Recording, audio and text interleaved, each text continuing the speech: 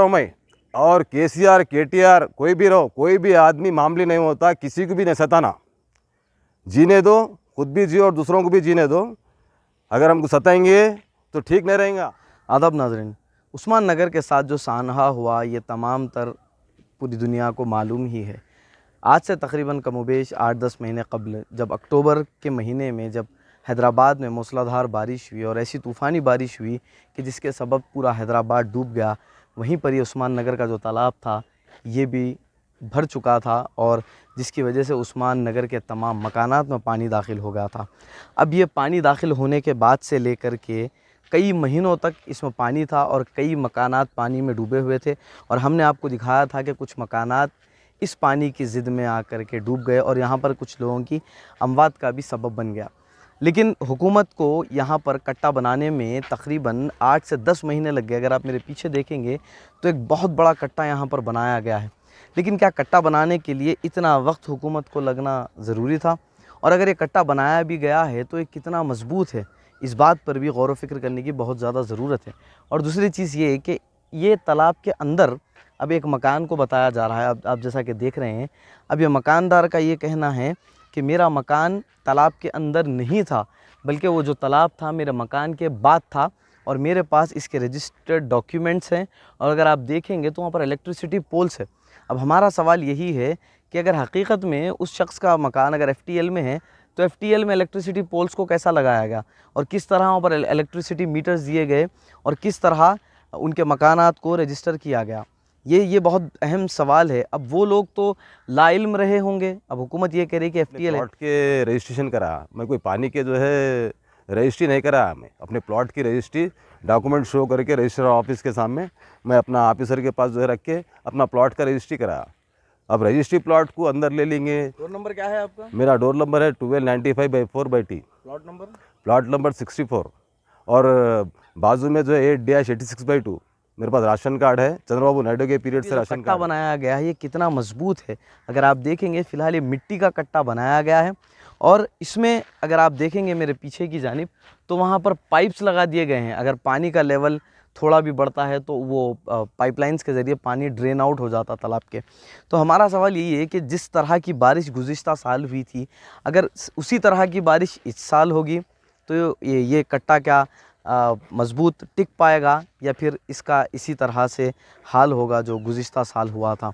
उस्मान नगर को अगर आप देखेंगे तो उस्मान नगर बहुत ज़्यादा मुतासिर रहा और उस्मान नगर के जो मकीन हैं वो बहुत ज़्यादा मुतासिर रहे। आपको याद होगा कि हमने ड्रोन से जो व्यू बताया था, आप देख सकते हैं साइड स्क्रीन में कि उस वक्त क्या हाल था उस्मान नगर का और आज क्या हाल है।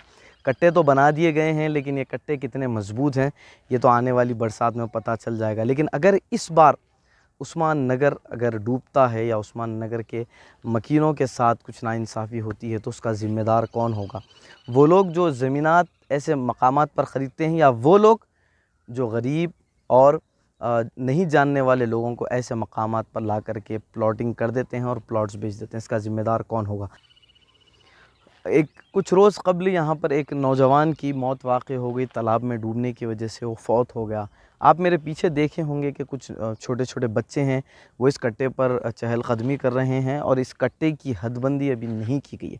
इस कट्टे पर जाली वगैरह नहीं लगाई गई है जो कि हर तालाब के पास हुकूमत तेलंगाना की जानिब से KTR ख़ुद बताते हैं कि तालाबों पर अच्छे से काम होना चाहिए, तालाबों की बाउंड्री वॉल बनाएं और वहाँ पर नेट्स लगा दिए जाएं ताकि लोग उसमें गिरे भी ना और दूसरी चीज़ ये कि आवाम भी यहाँ पर चहलकदमी कर सके। और हम तमाम हमारे व्यूवर्स से यही गुजारिश करते हैं कि आप अगर कहीं ज़मीन ख़रीदने के लिए जा रहे हैं तो पहले पता कर लें कि ये ज़मीन कहीं FTL में है या नहीं, क्योंकि जो धोखा इन लोगों के साथ हुआ हम नहीं चाहते कि उस तरह का धोखा आपके साथ हो और आप भी इसी तरह का स्ट्रगल करें। वो शख्स का बताना है कि वो तकरीबन 20-30 साल से यहाँ रह रहे हैं और जो दूसरे जो प्लॉट्स हैं उनका बताना है, बल्कि वहाँ पर रहने वालों का कुछ पुलिस केस भी हुआ था जो पहाड़ी शरीफ PS में था, इस तरह की बात इन्होंने बताई है। तो हम आवाम से यही गुजारिश करते हैं कि तालाबों के क़रीब या नालों के क़रीब अगर मकानात आप ले रहे हैं तो थोड़ा पहले जानकारी हासिल कर लें।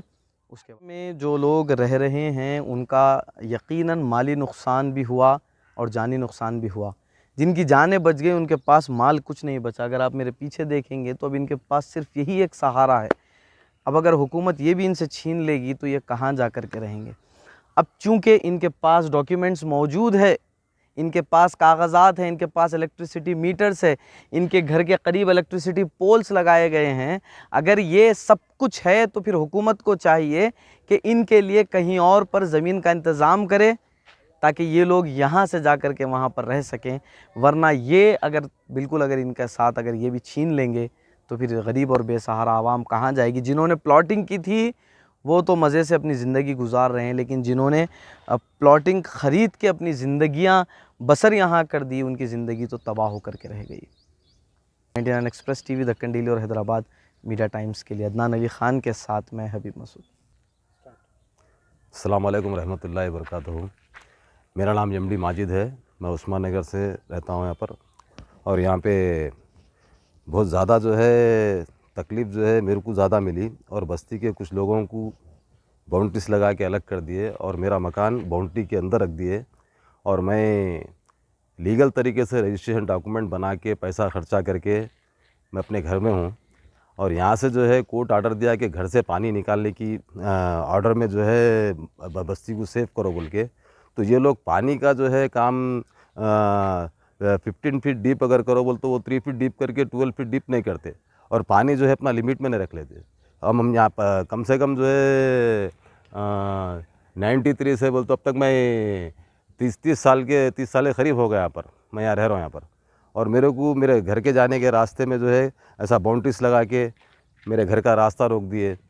تو پانی اگر نکل گیا تو یہ باؤنڈ لگانے کی بھی ضرورت نہیں تھی, پانی کا راستہ بند کر دیے. پانی کا راستہ بند کر کے FTL میں ہے, تو FTL جو ہے بہت زیادہ ہی بن سکتا اس کا راستہ بند کر دینے سے. راستہ کھلا رکھ کے FTL ماپ لو, راستہ بند کر دے کے پانی اسٹور کر کے FTL میں آگا باؤنڈریز لگا دیں گے, ہاں تکلیف دیں گے. یہ باؤنڈری جو ہے کٹے کی جو باؤنڈری لگا دی ہے یہ غلط ہے. یہ آگے سے جو ہے اس کی حد ہے, ہم بتا رہے ہیں دھوبی گھاٹ بولی سے جو ہے اس کی حد ہے.